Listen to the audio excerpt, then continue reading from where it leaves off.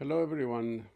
I'm very happy to be able to participate in the conference, and I'm going to talk about a few concepts behind urban structure and urban design. I will focus mainly on those concepts which I have helped to develop and which are not to be found in standard treatments of urbanism. First of all, I want to say that this important book has just been published, The New Pattern Language,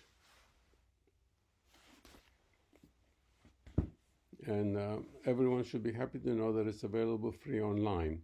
Just look up a new pattern language for growing regions. You can find the link on my website, and the entire book is available on a wiki, a special wiki that is set up to give away all the patterns. So what has happened since the original pattern language of Christopher Alexander, which was in 1977? What has happened is that nothing has happened in architecture and urbanism, whereas the pattern language was taken and used to create a revolution in computer software, so that we have the wiki itself as an outgrowth of the pattern language. And computer games lean very heavily on the pattern language. Methods of organizing software complexity are dependent upon the pattern language. So the original pattern language has found a huge application in computer science, both in software and hardware. So now, after after all these years, we're coming back, and we have written a sequel to the pattern language. So let's get down to the heart of the matter. The new patterns there are 80 new patterns, and they complement the original patterns of Christopher Alexander and colleagues. One of those patterns is the necklace of urban spaces. So a living city is found to have a sequence of urban spaces where people feel comfortable as pedestrians, and they are linked by paths. So this is why we have the term the necklace. So you have urban spaces where people feel comfortable in, and they're linked so that you go from one urban space to another. And each really, even the linkage, which are pedestrian pieces of street, you're supposed to feel comfortable in psychologically and physiologically. This is what constitutes a great city, a city that is alive. And this is totally different from a city which is planned by traffic engineers. And the traffic engineers want to assure only that we have fast vehicles that are able to move, small vehicles and trucks and larger trucks to move most efficiently through a city. Well, okay, that is one goal, but that is incompatible with what I'm talking about, which is the necklace of public spaces, because public spaces are pedestrian. Okay, so we have to prioritize the pedestrian part first, and I'm not talking about making the whole city pedestrian, because that doesn't work. Prioritize these small pedestrian pieces and then connect them and allow them to be fed by the traffic, by the vehicular traffic. This is totally different from cutting up the city to let the traffic move through, because letting the traffic move through by destroying the urban spaces and the pedestrian connections then ruins what the city is supposed to be there for. So the living city is supposed to be there for the pedestrians, not for the traffic. The traffic can move anywhere. Okay, so the best cities have given priority. I don't think because of purpose. It was by accident. Historic cities in the old regions of the world were built as pedestrians, prioritized pedestrians, and then the traffic was introduced. And where the old pieces of urban fabric still exist, you have you have the pedestrian realms, and you have certain they can be very small urban spaces, but they're linked by pedestrian connections, and there are still many pedestrian parks, plazas that feel very pleasant to be in. Now, there are rules for designing the urban spaces. It is you don't design an urban space by drawing a square on a computer screen and saying, I'm going to dedicate this to be an urban space. That doesn't work. The urban space is defined by two things. One is the surrounding building facade. So this is purely architectural. What I'm saying now is that a key urban element, which is an urban space, a public space, is defined by architectural elements that surround it. So all around the urban space, you must have architectural elements of a very specific type. And I give all these rules in my lengthy paper with Pietro Pagliardini, and that is free online. That exists in English, Spanish, and Italian for those who are interested to read that. It's called the rules for designing urban spaces. So what are those rules? First, the one I mentioned is that the facades have to have certain qualities. They have to be they have to have scaling. They have to be perforated. They have to have entrances, physical entrances all around the facades, and they have to have also visual entrances, windows, to create variety. A monotonous or closed facade just kills the public space in front of it. So what I'm getting at is that the most effective borders for surrounding a human like urban space are the old-fashioned buildings that have very variegated and have structure on many different scales, which I develop elsewhere as fractal scaling. So that has to go all around. A wonderful solution is to have a portico or a colonnade on one side of the plaza, and that can be adjusted for the weather conditions in order to shield the pedestrians under certain conditions if it's a very hot climate. So all this depends upon the location, the geography, and the climate. A portico has this introduction because it is a perforated space. You feel you have the colonnade, and then behind the colonnade there's the urban space. In front you can have cars. Behind is the urban space, but there's a communication with the larger urban space. There's a communication, but there's also this permeable barrier that the pedestrian can cross, but the car cannot cross to come inside the colonnade. So you feel safe walking inside the colonnade, and that's the secret.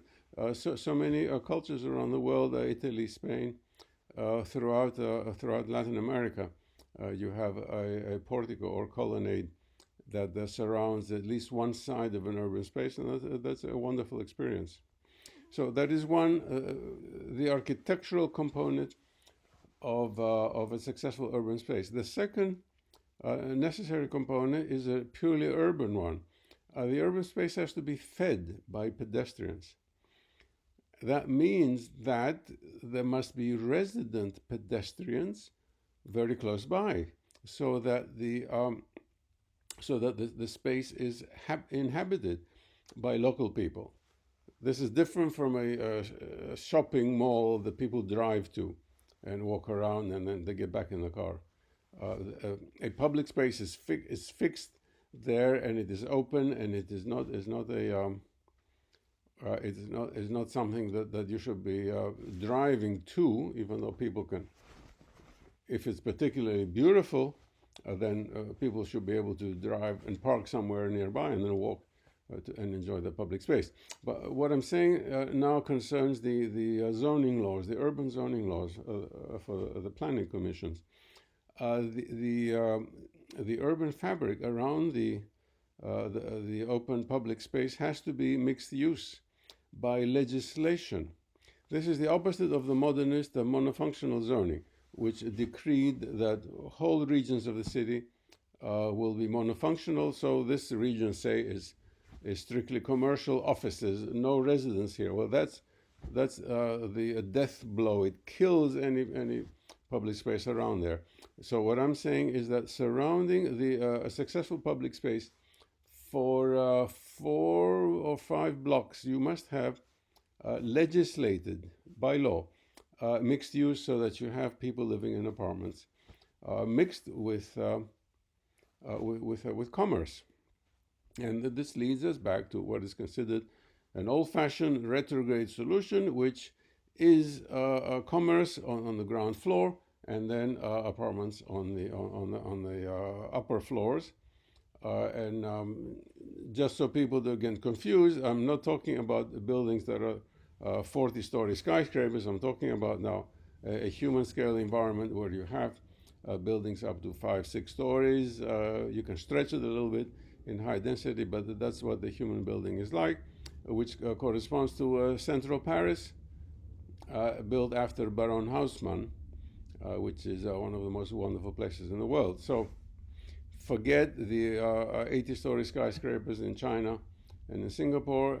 If you want the human scale city, you have to go back to the more old-fashioned solutions, because those create the human environment. So to summarize, public spaces, we have to have a mixture of use to encourage uses, a high density of uses throughout the day, commerce mixed with residents, and those residents then will be able to populate the open spaces because it is their yard. They can come to this large public space and use it as their own yard. At the same time, all the commerce that takes place around the public space profits from the public space, because people are walking across the space and around it in its perimeter in order to transact business. So it's going to be very busy during business hours when people are moving as pedestrians again. So at the same time, be careful about the traffic, which I have mentioned. There are specific guidelines which are included in the new pattern language, as well as in my paper with Pagliardini about the design of public spaces. Namely, that an urban space has to be fed by traffic.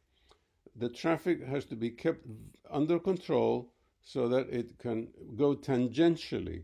That means it goes tangentially to the public space, preferably on one side. It does not overwhelm it, so it can feed it.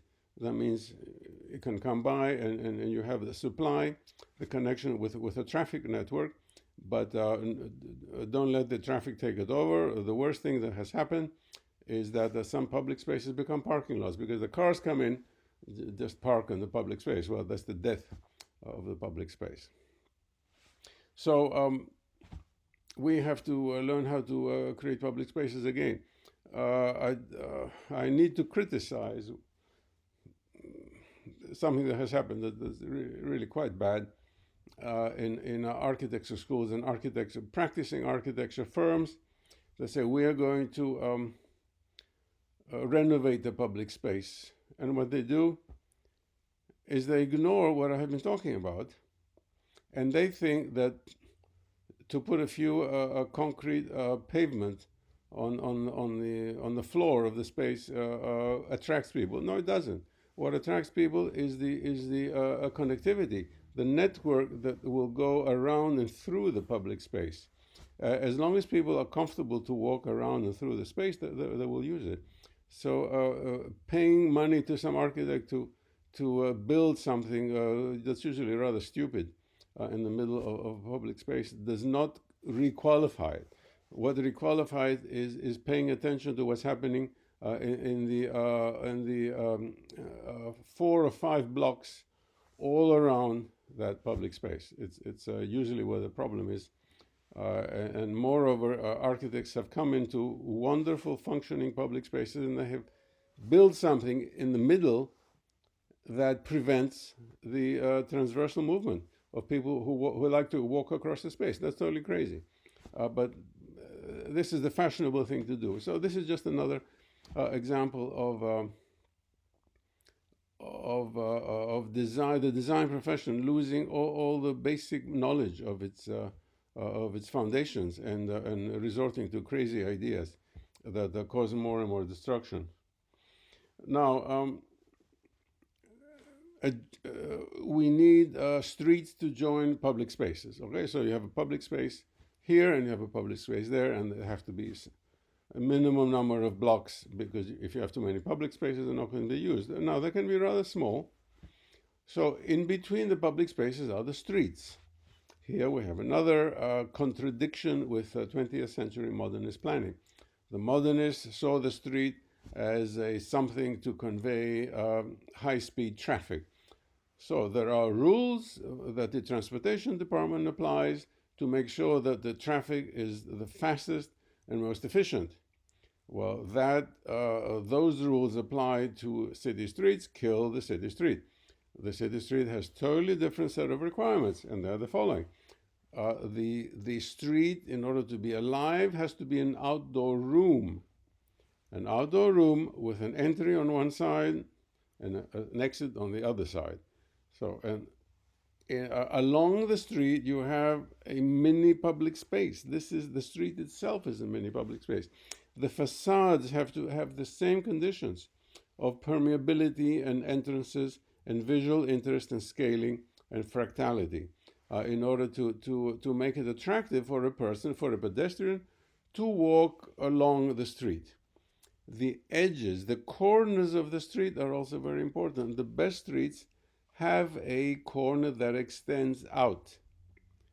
This is the opposite of cutting the corner in order to have a fast turning lane. We want the opposite. We want to slow down the traffic that goes down the street and comes to the corner and wants to turn right or left. The building has to jut out a little bit to give that visual impression. As you're going down the street, when you're driving, you go down the street and you see the corner of the building coming out a little bit, then you feel that this is an obstacle, a visual obstacle, and you slow down. Fine, you slow down and then you turn. This will save many thousands of lives of pedestrians. The traffic engineers have done the opposite, which is to chamfer the corner, which means to cut the corner, so as to make a large turning radius, so that the car can go speeding down the street. This is a city street right in the middle of the city, and then turn very fast to go right or go left. Well, it's the opposite of what ought to happen. This is not a freeway. This is a totally mixed up approach to building a human level city. So we have the concept of the open room, of the large open room without a ceiling, and of course then the sidewalks have to be wide enough and comfortable enough in order to allow the pedestrians to go up and down. Another concept now here that I introduced some time ago is fractal loading. And fractal loading means that you are loading information as you execute a trip, a pedestrian trip. Again, I'm talking about pedestrian. A pedestrian trip, you have to go from place A to place B in the city on foot.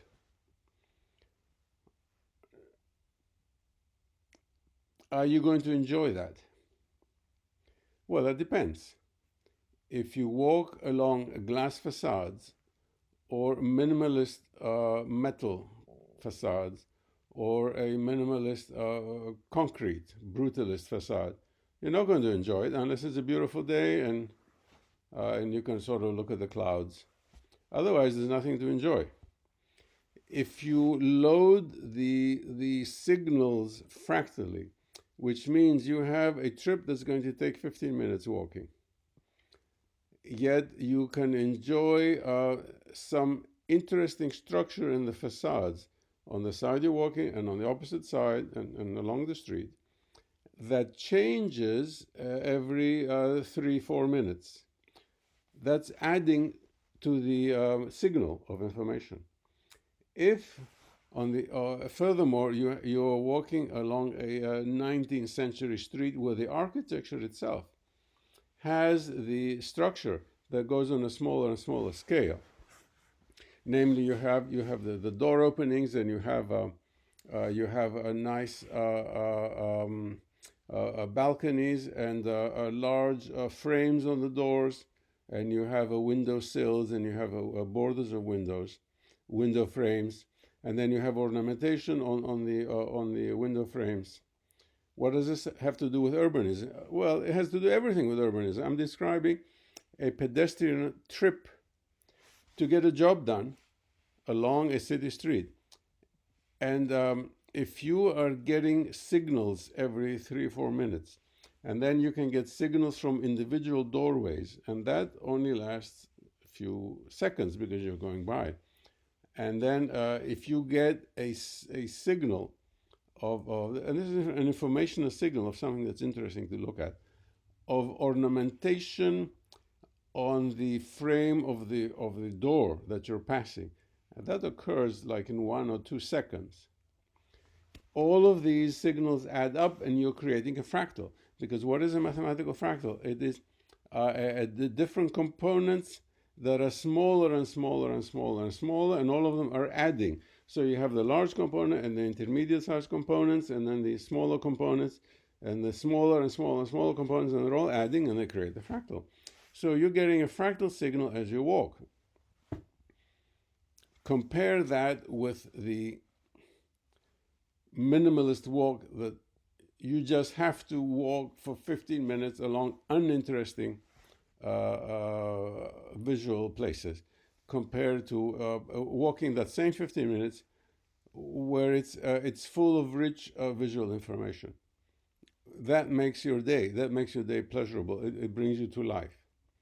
Okay, and maybe you will linger to look at the store window. Okay, and or to enjoy something. It makes life worth living. It is a life for human beings. It is not a life for robots. Okay, a robot will walk from here to there just to do something and not look around. So in order to get that, now I'm going to talk about the overlapping transportation networks, which I have mentioned before, but this is so important it needs to be given its own priority. So a city needs different transportation networks, otherwise it cannot live. We need a car network in places where bicycles are convenient to use, like in Holland and in China. They used to be in China. Now China has committed urban suicide by getting rid of the bicycle streets. But anyway, all of these are separate transportation networks, and they compete with each other.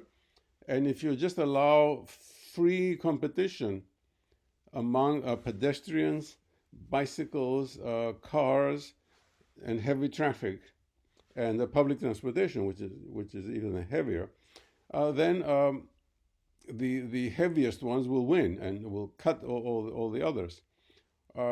Intelligent planning means that you prioritize the traffic. You make sure that the transportation networks coexist, and because of money concerns, of economic concerns, we cannot separate them on different levels. Okay, they have to coexist on the same level. So you have the intelligent traffic planners have to make sure that the pedestrian network is protected, and that's very easy to do. You have a slight change of scale of height, say 1 foot, 30 centimeters. That's enough to guarantee the safety of the pedestrians. And then you have some bollards where there is a heavier traffic, and that protects the pedestrian visually as well as physically from the traffic. Notice that bollards have disappeared for stylistic reasons. Totally one of the crazy effects we have of modernist planning. So we combine now slow speed traffic that is necessary to coexist with pedestrians in downtown streets, but allow access. You allow access because you need the cars to come to pick things up. You need delivery trucks to come pick things up, deliver things. You need safety access to safety vehicles, ambulances, fire trucks, etc. All of that access does not mean high speed. Okay, the access can be there when it's necessary. Whoever wants to come comes in right up to a building in order to deliver something, or because it is the police or the fire truck, as needed. So the transportation networks overlap. When you get to the highest weight of transportation, namely public transportation, a trolley or a tram, local train, well, that it has to be taken care of even more carefully so it does not cut across. And if there are junctions, if there are level junctions, then there are solutions known all over the world. You don't have to be running over pedestrians. Okay, you create these junctions so that they are safe to protect the pedestrians. In some cases, it's necessary to change the level scale, so you can take a heavy road that has many trucks on it and bury it on the ground, or put it up so it goes up. Those are expensive solutions, however. To dig a tunnel, to have a road, is expensive. However, look, in Europe, some of the best, most human cities have paid that money to dig a tunnel to carry a road under, so as not to destroy the pedestrian life that exists on top. So these are solutions that work. And ever since the 19th century, we have public transportation on an elevated level, that you have that you can have a little train or monorail, etc. The subway can go on top. These are solutions that we know for 100 years. So that's when you're forced to change the levels because you want to protect something. So that's the original reason, to protect the weakest elements of the overlapping transportation networks.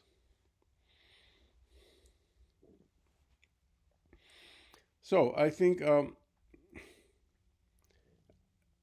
the conclusion to this is that we have at our disposal, we have many rules that will create a living city. Those rules contradict what has been taught in architecture and planning schools since the 1930s. Who is right? Well, we are right. We, who is we? Well, new urbanists, Christopher Alexander and his colleagues, including myself, because we have spent a lot of time writing articles showing that our solutions have scientific support. So the solutions that we propose, that I've been talking about and that I write about in all my books and all my articles, they have two types of support. One is scientific support, where you look at the physics of the situation, you look at the mathematical models. They show that this is by far the most important and most effective way to build a city for humans. Biology shows that human beings connect and have a better health in these type of environments.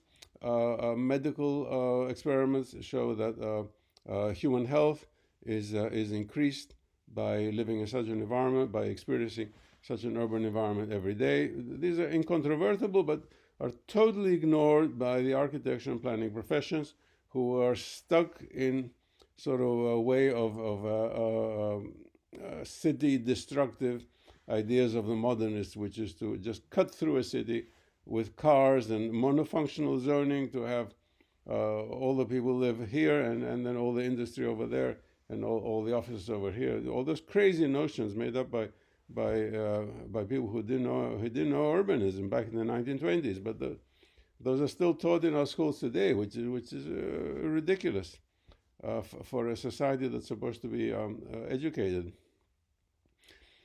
And at the same time, the solutions that we give, that come from science, those solutions are validated because we find them in history. But that's the reason why the architectural and planning establishments don't want to look at them. They say, well, they're old-fashioned. Well, life itself is old-fashioned, okay? We have evolved for millions of years. We are old-fashioned. Our DNA is old-fashioned. The correct rules for having a city, planning a city, having the subdivisions of a city, planning the movement within the city, those have to be old-fashioned because they evolve according to the human body. That has not changed. What has changed is that we have increasing innovations that have come in, but an innovation to be for innovation to be effective, it has to add and enhance what is already good in the city. So the car should not have replaced public space and pedestrian space. The car should have enhanced pedestrian space. The new urbanists of the United States and now all around the world have realized that finally, after decades of destroying our cities. Put the car in its proper place. The car is an essential element of today's transportation system, but reintroduce and protect the pedestrian realm and all the architectural enhancement of the public realm. And then the car then is one component that helps to feed and makes the living city work. Okay, I think I've talked enough, and I thank you for listening.